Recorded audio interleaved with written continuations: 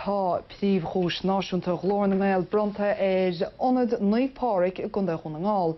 Bhronnadh Trófaí agus Duais Airgid an Ionad ag seaman na speisialta a bhí arsúil Chaisleán Chluain Tarbh Baile Átha Cliath.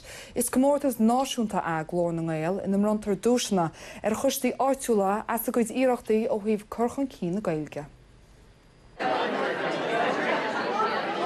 Bhannúsach is comórtas idir pobl Ghlór nGael chuirg tús leis an iad seaca héin. Tá isteach amach céad fiche pobl nó coiste pobl páirteas comórtas ó na trocadó chundé fudfad tíre.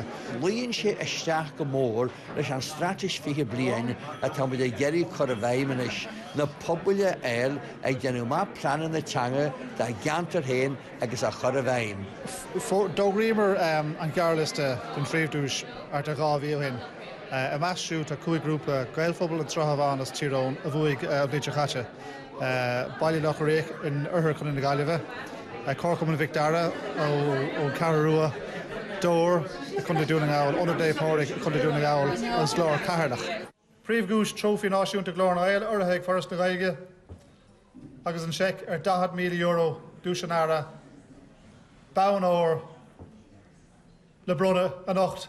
Coiste Forbartha Dobhair chun dún nGael.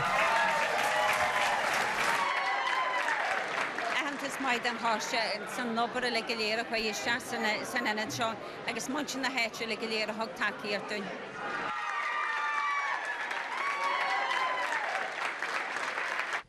Gáir agus lá.